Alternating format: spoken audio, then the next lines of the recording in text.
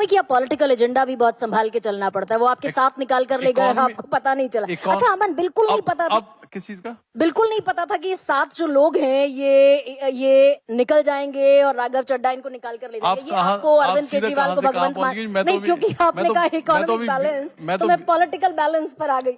बताइए।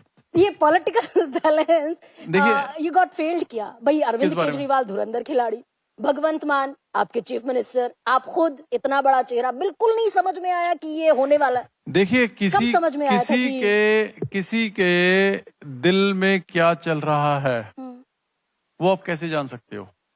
अब जिन लोगों को अरविंद केजरीवाल जी ने इतना बड़ा मान सम्मान दिया, अगर वही लोग इतना मान सम्मान मिलने के बाद भी अगर छोड़ के जाते हैं तो व्हाट डू यू डू? क्यों चले गए अमन? ये तो उनसे पूछिए। नहीं, मैं आपसे पूछती हूँ, आपका भी एक इंट्रोस्पेक्शन होगा, आप लोगों ने भी एक इंटरनल एक किया होगा, अपना मंथन किया होगा। नहीं, जिस दिन मेरे को समझ आ गया कि वो क्यों छोड़ के गया मैं आपको बता दूंगा। मेरे को अभी तक तो समझ नहीं आया। यानी कि अभी तक आप लोगों ने इस पर चर्चा ही नहीं की कि क्यों चले गए। चर्चा करके क्या करोगे बताइए?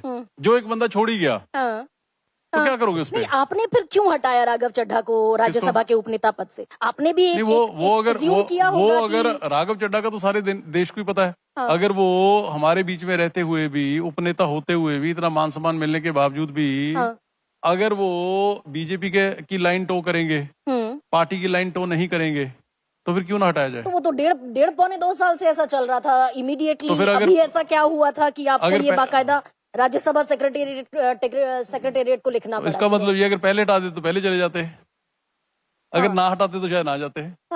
यही जवाब है इसका, और क्या हो सकता है? 1.5 साल से जो चीजें चल रही थी, इस पॉइंट पर क्या स्पार्क ऑफ द मोमेंट था कि ये तो देखिए, क्या स्पार्क ऑफ द मोमेंट क्या था ये तो बेहतर अरविंद जी बता सकते हैं, मेरे से तो इस बारे में कोई बात नहीं हुई। लेकिन मैं ये मान के चलता हूँ कि जहाँ इतना बड़ा मान सम्मान मिला हो ना जी, चलो अगली बात करते हैं।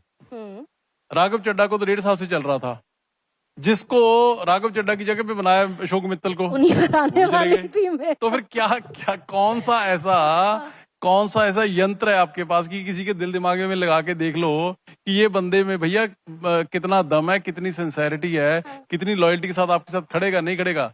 क्या आज के जमाने में जहां सारी की सारी जो मर्यादाएं थी उसको भारतीय जनता पार्टी ने, केंद्र सरकार ने अपनी एजेंसीज के जरिए उनको मलिया मेट करके रख दिया है कि कोई प्रिंसिपल्स, कोई उसूल, कोई मर्यादा, कोई आंख की शर्म जब वो रही नहीं है तो फिर क्या करोगे आप? नहीं, बीजेपी को आप कल्प्रेट बता देते हैं भाई, आपके लोगों के पास छिपाने को कुछ होगा, दबाने को कुछ होगा, कुछ गलत किया होगा, तब वो ईडी के डर से और उधर चले गए। अरविंद केजरीवाल कह रहे हैं कि इधर ज्वाइन बीजेपी और एल्स गो टू जेल। तो फिर बिल्कुल ठीक है। नहीं, आपने जिन लोगों को चुना, यानी कि वहाँ गड्ढा था, वहाँ पानी भरा हुआ था, जिसको बीजेपी ने नहीं गड्ढा अब ऐसे आप कैसे कह सकते हो? जब तक हमने तो जो भी बंदे लिए, ठीक है ना, वो यही सोच के लिए कि उनकी कोई ना कोई कमिटमेंट स्टेट की तरफ होगी।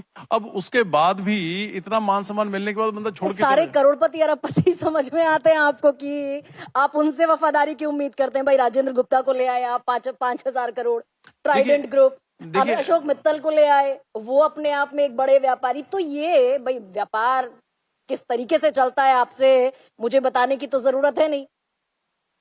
अब आप ये कहना चाह रहे हैं कि जितने बड़े लोग हैं वो जल्दी पैर छोड़ जाते हैं, ये कह रहे हो? ये तो मुझे आपसे पूछना है। एग्जाम्पल मैं आपकी बात से सहमत हूँ कि छोड़ गए, क्या करें? बंदा कई बार झटके खा के सीखता है। मैं समझता हूँ कि हम लोगों के लिए भी एक लर्निंग लेसन रहा है ये। लेकिन आप सवाल ये नहीं है, सवाल ये है कि जहां गए हैं वो किसकी पार्टी है? वो अडानीज अंबानीज की पार्टी है।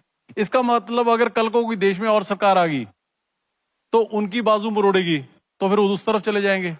मैं इसी करके, मैम आप एक पर्टिकुलर कॉन्टेक्स्ट में बात कर रहे हो, मैं पूरे के पूरे देश के पॉलिटिकल लैंडस्केप की बात कर रहा हूं कि क्या ऐसे ही 140 करोड़ का देश चलेगा कि जिसकी लाठी उसी की भैंस, जिसकी सरकार आ गई उसी के पास ईडी सीबीआई, उसने सबकी गर्दन पे तलवार रखी और आपको भी डर लग रहा होगा ना वैसे अमन? क्यों, मेरे को भी लग रहा है। ये गौरव धीर और बाकी सब ये तो पहुंच गया ना आप तक भी?